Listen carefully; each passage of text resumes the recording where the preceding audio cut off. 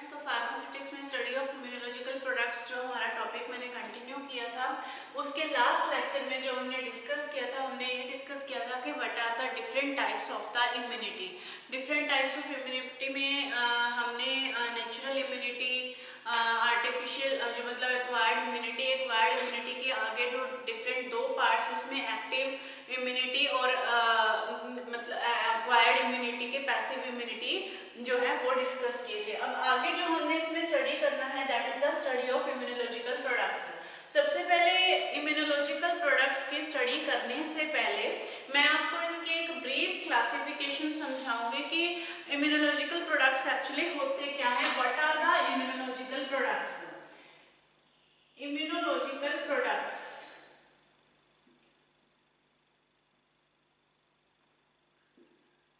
Actually immunological products वो products हैं,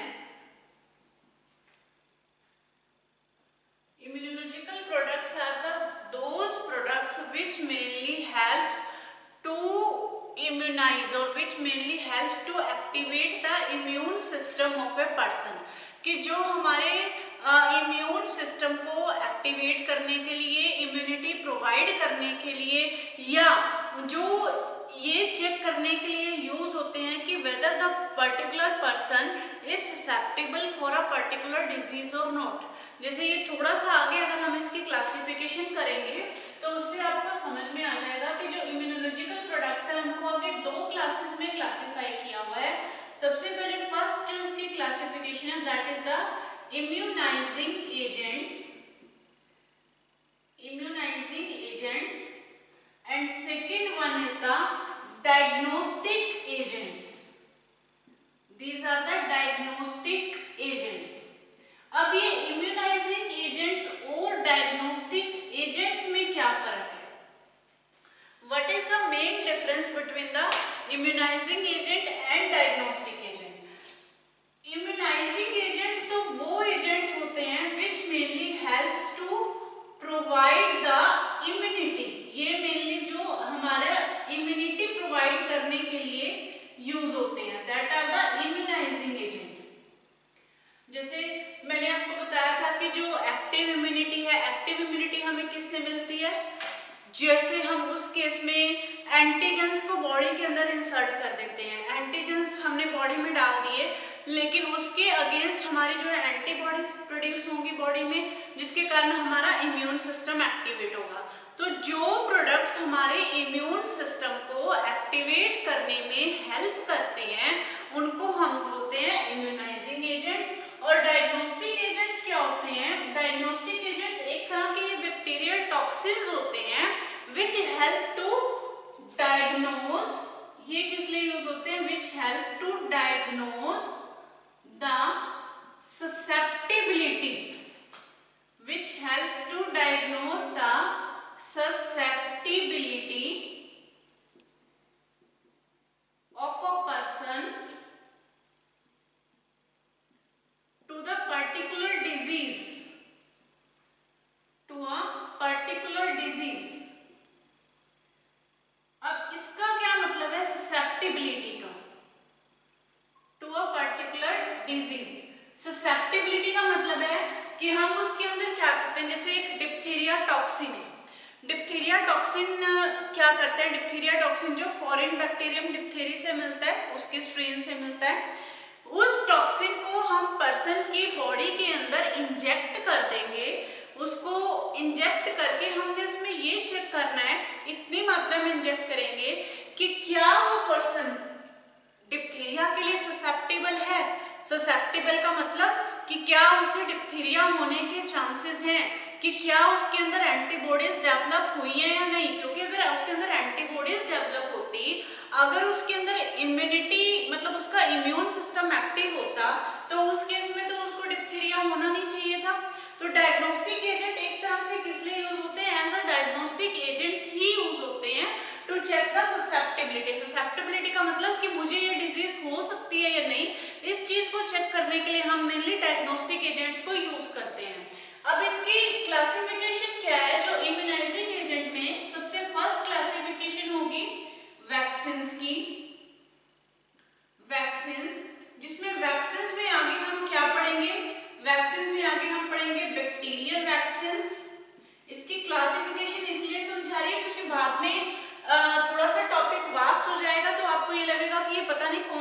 topic कहाँ से कैसे लिंक कर रहा है। तो इस चार्ट को अगर आप नोट कर लोगे, हर बुक में दिया भी होगा, लेकिन किसी में थोड़ा ज़्यादा वास्ट दिया होगा, किसी में थोड़ा कम उसको एक्सपेंड करके दिया होगा। मैंने भी इसको थोड़ा सा कम ही किया है, एक्सपेंड किया है, ताकि आपको इसकी क्लासिफिकेशन अच्छे से समझ में आ जाए। वैक्सीन्स में सबसे पहले हम इसके अंदर पढ़ेंगे बैक्टीरियल वैक्सीन्स। बैक्टीरियल वैक्सीन्स के बाद हम इसमें पढ़ेंगे वायरल वैक्सीन्स, जो हम वायरस से प्रिपेयर करते हैं, वायरल वैक्सीन्स। नेक्स्ट रिक्टिशियल वैक्सीन्स, ये भी एक तरह के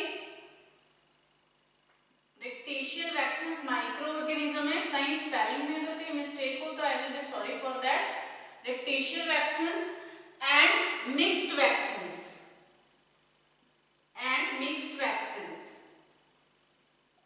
इसके अलावा एक जो हम इसके अंदर पढ़ेंगे that will be second category, वो होगी हमारी टॉक्सॉइड्स। टॉक्सॉइड्स हम इसके अंदर पढ़ेंगे। टॉक्सॉइड्स क्या होते हैं कि जो बैक्टीरियल के टॉक्सिन्स होते हैं, जिनको हम चेंज करके, मतलब कुछ ना कुछ उसमें केमिकली चेंज करते हैं, पैथोजेनिसिटी चेंज करते हैं और उनको टॉक्सॉइड्स के अंदर कन्वर्ट करते हैं। तो वो इसके अंदर आ जाएंगे सारे टॉक्सॉइड्स। और एक जो कैटेगरी इसमें हम स्टडी करेंगे दैट विल बी सीरास और एंटीसीरास। सीरास और एंटीसीरास, ये तीन कैटेगरी हमने स्टडी करनी है, वैक्सीन्स, टॉक्सॉइड्स एंड एंटीसीरास। जो डायग्नोस्टिक एजेंट है, डायग्नोस्टिक एजेंट्स के अंदर जो आपकी एग्जांपल्स हैं, जैसे इसके अंदर हम एग्जांपल्स ले सकते हैं, Schick test toxin, Schick test toxin, old tuberculin, old tuberculin, Schick control, Schick control, purified tuberculin, purified tuberculin, ये है जो सारे डायग्नोस्टिक एजेंट्स के एग्जांपल्स हैं। डायग्नोस्टिक एजेंट का पार्ट हम ज्यादा वास्ट में नहीं करेंगे, आप अपने सिलेबस में देखिए, उसमें स्पेशली मेंशन किया हुआ है सीरा, वैक्सीन, टॉक्सॉइड्स एंड देयर प्रिपरेशंस। तो इनकी प्रिपरेशंस को हम वास्ट में डिटेल में करेंगे। जो टॉक्सॉइड्स हैं या जो भी एंटीसीरास हैं, एंटीसीरास की अगर हम आगे क्लासिफिकेशन करें तो इसमें आपकी एंटीटॉक्सिन्स, एंटीबैक्टीरियल्स, एंटीवायरल्स, ये सारी प्रिपरेशंस आ जाएंगी। एक चीज और मैं आपको बता देती हूँ कि जो इसके अंदर जो वैक्सीन्स होती हैं, वैक्सीन्स तो मेनली जो ये क्या प्रोवाइड करती हैं, these will provide the active immunity. Vaccines these will provide the active immunity. देखो कल भी हमने यही पढ़ा था कि जो एक्टिव इम्यूनिटी हम कैसे मतलब कि बूस्ट अप कर सकते हैं हमारी बॉडी में, एंटीजन को इंसर्ट करके। और जो एंटीसीरास हैं और जो टॉक्सॉइड्स हैं, टॉक्सॉइड्स भी एक्टिव इम्यूनिटी प्रोवाइड करेंगे, जबकि जो एंटीसीरास एंड इम्यूनोग्लोबुलिन्स जो होती हैं, इम्यूनोग्लोबुलिन्स क्या है, वो एंटीबॉडीज की प्रिपरेशंस ही हैं, एंड इम्यूनोग्लोबुलिन्स ये दोनों हमें क्या प्रोवाइड करती हैं, they will provide the passive immunity, they will provide the passive immunity. अब कल का जो फर्स्ट एक लेक्चर हमने किया था, उस फर्स्ट लेक्चर को आप दोबारा से रिवाइज करेंगे तो उस लेक्चर में आपको देखो मैंने इसमें क्लियर बताया था कि जो एक्टिव इम्यूनिटी है, एक्टिव इम्यूनिटी हमें कैसे मिलती है, अगर हम कोई एंटीजन को बॉडी के अंदर इंसर्ट कर देंगे तो वो एंटीजन हमारी इम्यूनिटी को, एंटीबॉडीज को बॉडी में हमारे इम्यून सिस्टम को एक्टिवेट करके प्रोड्यूस करता है। जबकि एंटीसीरा और इम्यूनोग्लोबुलिन्स क्या है कि इसमें हम एंटीबॉडीज ही बॉडी के अंदर इंसर्ट करते हैं, इसलिए इससे हमें पैसिव इम्यूनिटी मिलेगी और इससे हमें एक्टिव इम्यूनिटी मिलेगी। मैंने इसको अपनी तरफ से बड़ा सिंप्लीफाई करने की कोशिश की है, होप सो कि आपको ये चीज समझ में आ गई होगी। आप ये चार्ट इसको अच्छे से नोट कर लो, क्योंकि ये चार्ट नोट किए होंगे आपने तो आपको ये चैप्टर करने में इजी रहेगा। अदरवाइज बुक में से थोरोली इसको थ्योरेटिकली पढ़ोगे ना तो थोड़ा डिफिकल्ट लगेगा ये।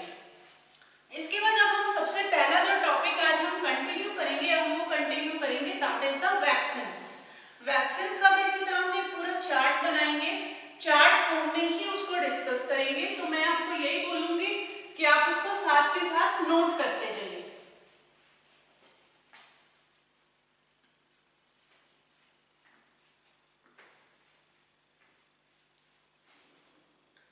सबसे पहले है वैक्सीन्स। वैक्सीन्स डिस्कस करेंगे। वैक्सीन्स जो हमें क्या प्रोवाइड करती हैं? एक्टिव इम्यूनिटी प्रोवाइड करती हैं। और वैक्सीन्स के केस में हम क्या करते हैं? एंटीजेंस को यूज करते हैं। अब वैक्सीन्स एक्चुअली होती क्या है? अब जैसे हमारी जो पेंडेमिक फैली हुई है इस टाइम पे, कोरोना वायरस की पेंडेमिक फैली हुई है, तो उसकी जो अभी तक है जैसे उसकी वैक्सीनाइजेशन हो रही है, कोवैक्सीन या कोविशील्ड है, जो भी इसमें वैक्सीन हैं, वैक्सीन में एक्चुअली करते क्या है? वैक्सीन में क्या करते हैं कि जो भी कॉजिंग ऑर्गेनिज्म होता है, जो भी कॉजिंग माइक्रोब होता है, उसी कॉजिंग ऑर्गेनिज्म को कि हम पैथोजेनिसिटी, पैथोजेनिसिटी क्या होती है? एक वर्ड है देखो इसमें, पैथोजेनिसिटी। पैथोजेनिसिटी कुछ वर्ड्स हैं, वो वर्ड अगर आपको क्लियर होंगे तभी समझ आएगा। पैथोजेनिसिटी का क्या मतलब है कि किसी डिजीज को कॉज करना, कि कोई ऑर्गेनिज्म कितना ज्यादा पैथोजेनिक है, कितनी उसकी इंटेंसिटी है वो डिजीज कॉज करने की।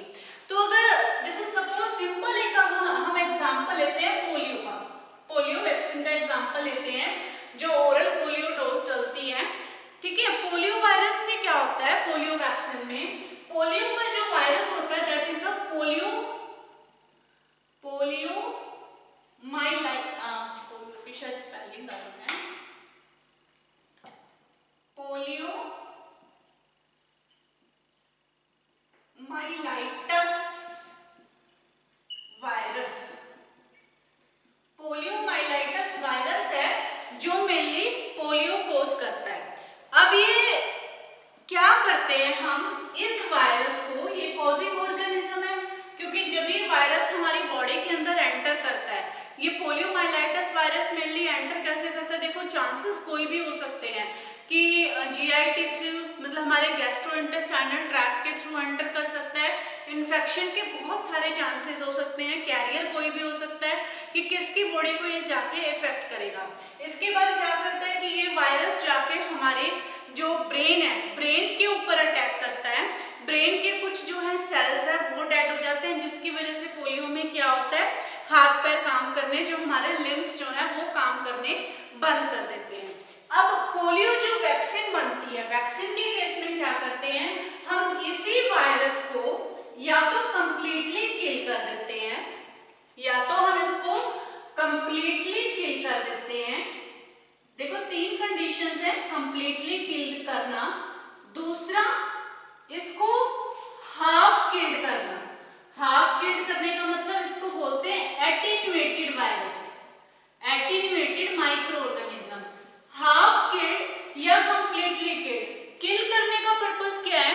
क्योंकि देखो अगर हम डायरेक्ट बॉडी के अंदर वायरस या वही माइक्रोब एंटर करवाएंगे जिसकी वजह से वो बीमारी है, डिजीज है, हो सकता है मुझे, जैसे मैंने कोरोना वायरस की सपोज इंजेक्शन लगवाया, अगर हो सकता है कि मेरी इम्यूनिटी इतनी स्ट्रॉन्ग ना हो तो वो वायरस ही जाकर मेरी बॉडी के ऊपर अटैक करे और मुझे उससे कोरोना ही हो जाए। तो ये हर पर्सन की इम्यूनिटी तो पर्सन टू पर्सन वेरी करती है। जैसे कल मैंने आपको नेचुरल इम्यूनिटी में बताया था कि person to person, race to race, species to species तो वेरी करेगी। तो ये कंप्लीटली किल्ड और एटीन्यूएट करने का क्या पर्पस होता है किसी भी एंटीजन को, इसको हम बोलेंगे एंटीजन।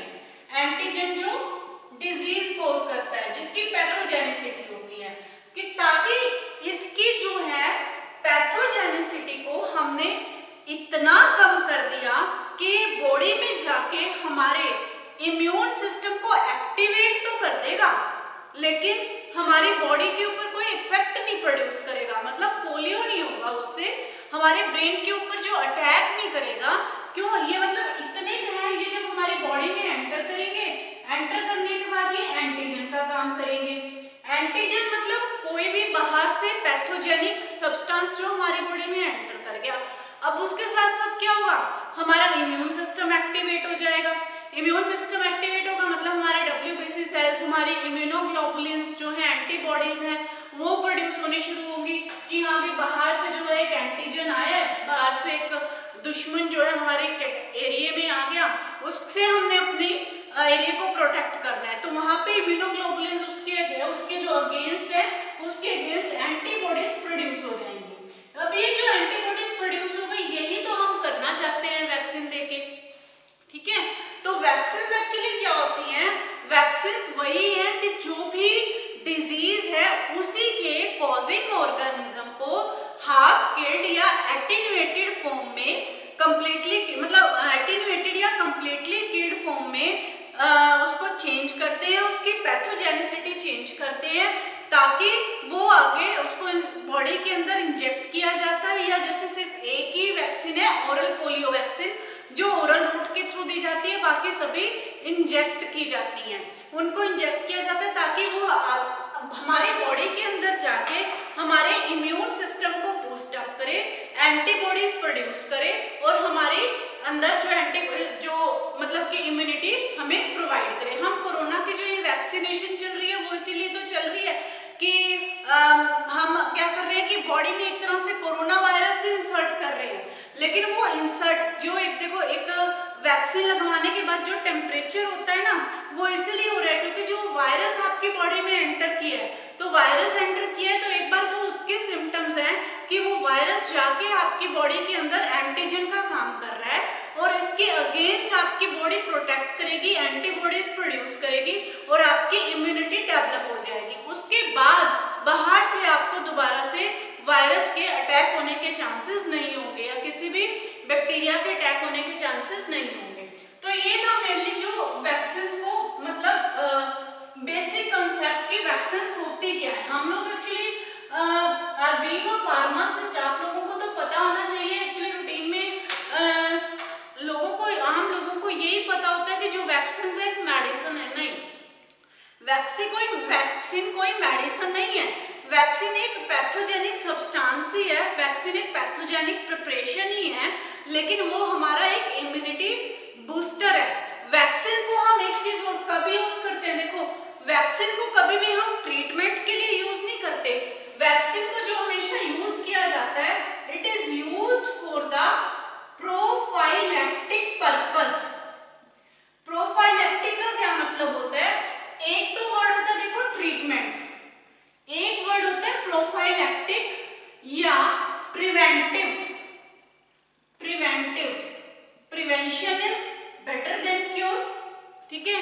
अब कोरोना वायरस में बार बार बहुत सारी इंस्ट्रक्शंस आती हैं कि बार बार हाथ धोने चाहिए साबुन से, सैनिटाइजर, मास्क, ये वो बहुत सारी हैं। ट्रीटमेंट तो कब दिया जाता है? जब एक आपको डिजीज हो गई, डिजीज के होने के बाद जो हम ट्रीटमेंट दे रहे हैं, मेडिसिन दे रहे हैं, तब तो वो है ट्रीटमेंट। और प्रोफाइलैक्टिक है कि आप उस डिजीज को होने ही मत दो। उस डिजीज के होने से पहले जो प्रिकॉशंस ली जाती है ना, उसको बोलते हैं प्रिवेंटिव या प्रोफाइलैक्टिक। तो जो वैक्सीन होती हैं वो प्रोफाइलैक्टिक यूज होता है उनका कभी भी ट्रीटमेंट के लिए यूज नहीं होता। जिस पर्सन को कोरोना वायरस है, जैसे सपोज अगर कोई पर्सन है जिसे अब कोरोना है इस टाइम पे, तो उसको हम वैक्सीन नहीं दे सकते क्योंकि उसके तो ऑलरेडी बॉडी के अंदर वायरस है। और अगर हमने उसको और ज्यादा वायरस दे दिया तो ऑब्वियसली उसकी तो वर्स्ट कंडीशन हो जाएगी, ठीक है ना। तो वैक्सीन क्या है? एक तरह के पैथोजेंस है। अब सबसे पहले जो वैक्सीन है इसके अंदर हम क्या डिस्कस करते हैं? We will discuss the bacterial vaccines.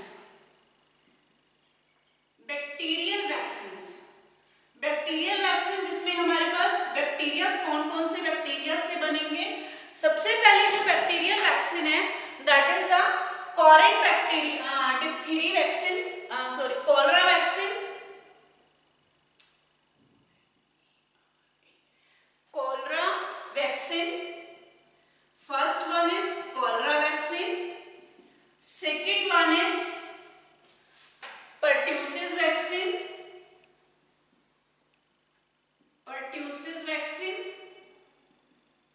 third one is typhoid vaccine,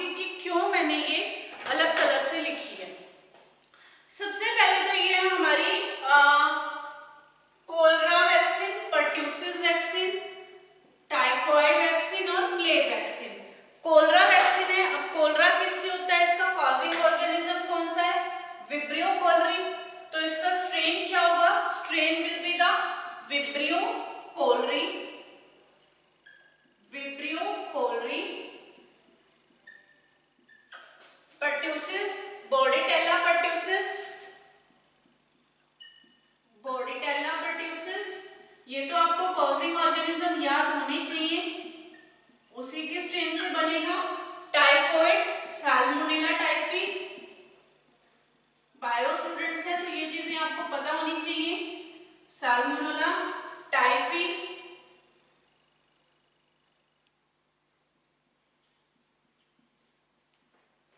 plague, yersinia pestis,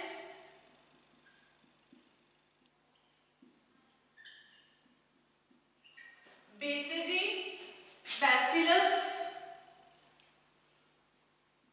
bacillus Calmette, Guerin. ये मैंने सभी स्ट्रेन्स के नाम लिखे हैं। स्ट्रेन्स क्या होती है कि जिनसे ये डिजीज होती है। देखो कोलरा किससे होता है? विब्रियो कोलरे से, बैक्टीरिया से। पर्ट्यूसिस किससे होती है? बोर्डेटेला पर्ट्यूसिस से। टाइफाइड किससे होता है? साल्मोनेला टाइफी से। प्लेग किससे होता है? अर्सिनिया पेस्टिस से। और बैसिलस कालमेटाई ग्यूरिन बीसीजी किससे होती है? ये होती है बैसिलस कालमेटाई ग्यूरिन। अब इन्हीं के जो स्ट्रेन्स, इनको बोलते हैं स्ट्रेन्स, माइक्रो ऑर्गेनिजम्स की स्ट्रेन्स। इन्हीं की स्ट्रेन्स को, इनके जो सभी की ये सारी sterile suspensions, sterile killed suspensions, killed suspensions की फॉर्म में इनकी वैक्सीन्स प्रिपेयर की जाती है। और जो ये बैसिलस कालमेटाई ग्यूरिन है, इट इज द लाइव और attenuated suspension, live और attenuated suspension। अब जो कोलरा वैक्सीन है, ऑब्वियसली वो किसके लिए प्रोफाइलेक्टिक होगा? कोलरा के लिए। कोलरा वैक्सीन हमें किससे प्रोफाइलेक्टिक वो देगी, किससे बचाएगी? That is cholera. कोलरा किसको बोलते हैं? हैजा। पर्ट्यूसिस वैक्सीन है वो किससे बचाएगी? For the whooping cough। whooping cough के लिए एक और वैक्सीन होती है, that is the DPT. Typhoid vaccine ये किससे बचाएगी? That is for the typhus fever. Plague vaccine है, ये किसके लिए प्रोफाइलेक्टिक ट्रीटमेंट दे रही है? That is for the plague. और बीसीजी, बैसिलस कालमेटाई ग्यूरिन, ये किसके लिए होती है? That is for the tuberculosis.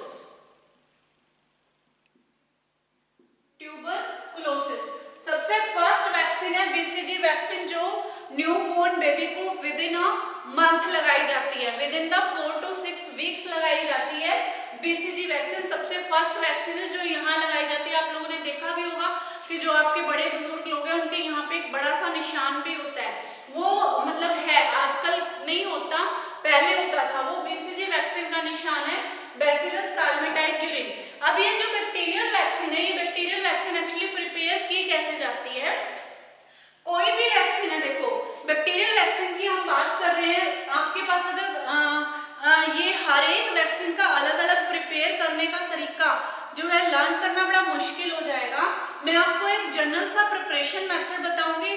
अगर सपोज आपके पास बैक्टीरियल वैक्सीन में से, इन 5 वैक्सीन में से कोई भी वैक्सीन के बारे में पूछा जाए कि बीसीजी वैक्सीन कैसे प्रिपेयर करनी है, पर्ट्यूसिस कैसे प्रिपेयर करनी है, प्लेग कैसे प्रिपेयर करनी है, तो आपको उसमें कुछ ही कंडीशंस याद रखनी है कि सबसे पहले आपने क्या करना है, बैक्टीरियल वैक्सीन को प्रिपेयर करने के लिए हम क्या करते हैं, पर्टिकुलर वैक्सीन, जैसे सपोज मैंने कोलरा वैक्सीन प्रिपेयर करनी है, I will take the vibrio cholerae, मैं उसकी स्ट्रेन लूंगी, उस स्ट्रेन को हम एसेप्टिक, ये जो वैक्सीन प्रिपेयर की जाती है सीराज या सब कुछ, वो एसेप्टिक कंडीशंस में ही प्रिपेयर की जाती है। ठीक है, तो इसमें हम क्या करेंगे, सबसे पहले कि जो पर्टिकुलर स्ट्रेन है उसको एसेप्टिक एरिया में प्रॉपर कल्चर मीडिया के अंदर माइक्रोबायो लैब में ग्रो किया जाता है, बैक्टीरिया को न्यूट्रिएंट मीडिया प्रोवाइड करके। जब वो बैक्टीरिया सफिशिएंट अमाउंट में ग्रो हो जाते हैं तो उनको सेपरेट आउट किया जाता है। सेपरेट आउट करने के बाद उस सस्पेंशन को, उसे सस्पेंशन फॉर्म में या स्टेराइल किया जाता है और उसको किल्ड, अगर किल्ड वैक्सीन चाहिए तो किल्ड या हाफ किल्ड, उनकी पैथोजेनिसिटी को रिड्यूस किया जाता है बाय यूजिंग सम केमिकल्स। ठीक है, कुछ केमिकल्स यूज करके उनकी पैथोजेनिसिटी को रिड्यूस करेंगे। और रिड्यूस करने के बाद, अब ऐसा नहीं है कि जैसे सपोज कोलरा वैक्सीन है, कोलरा वैक्सीन की जो इसमें वो होगी अमाउंट होगी जैसे 8000 ml, 8000 number of bacterias, that is the 8000 number of bacteria should be there per ml of vaccine for the actual pathogenicity, कि अगर हमारे पास इतने नंबर ऑफ बैक्टीरिया पर ml है तब हम ये कह सकते हैं कि जो हमारी ये कोलरा वैक्सीन है इसकी पैथोजेनिसिटी इतनी है कि ये सिर्फ बॉडी के अंदर जाकर हमारे इम्यून सिस्टम को बूस्ट अप करेगी, हमारे इम्यून सिस्टम को एक्टिवेट करेगी, लेकिन हमें कोलरा कॉज नहीं करेगी। तो सबकी सिर्फ एक कॉमन सी प्रिपरेशन मेथड है बैक्टीरियल वैक्सीन की कि take the particular strain, grow that particular bacterial strain with the suitable culture media and provide the proper nutrient media in the microbiological lab under the aseptic conditions, then separate out that bacteria, incubate कीजिए उसे, incubate करने के बाद उसको कुछ time के लिए 1 week 2 week के लिए जो भी required टाइम है keep it undisturbed and then separate out these bacteria, reduce the pathogenicity according to the requirement and then do the preparation sterile, packed and hermetically sealed। उसको pack किया जाता है hermetically seal, लेकिन pack और seal करने से पहले ये जो वैक्सीन हैं इनके in vitro in vivo test भी किए जाते हैं। टेस्ट करने के बाद अगर ये है कि हाँ ये बॉडी को कोई हार्म नहीं कर रही, ये अपने टेस्ट पास कर रही है, एक इम्यूनिटी बूस्टर का काम कर रही है, then these are packed and hermetically sealed and then they are the marketed। जो वैक्सीन है ये generally these are the stored at the temperature of 2 to 8 degree Celsius, और हमेशा जो इनको स्टरलाइजेशन के लिए जो मेथड यूज किया जाता है दैट इज द लायोफिलाइजेशन और फ्रीज ड्राइंग मेथड, जो हमने स्टरलाइजेशन में पूरी डिटेल के अंदर पढ़ा था। तो ये थी आज हमारी बैक्टीरियल वैक्सीन। जो नेक्स्ट लेक्चर होगा उसके अंदर हम डिस्कस करेंगे viral vaccine, rickettsial vaccine and the mixed vaccine.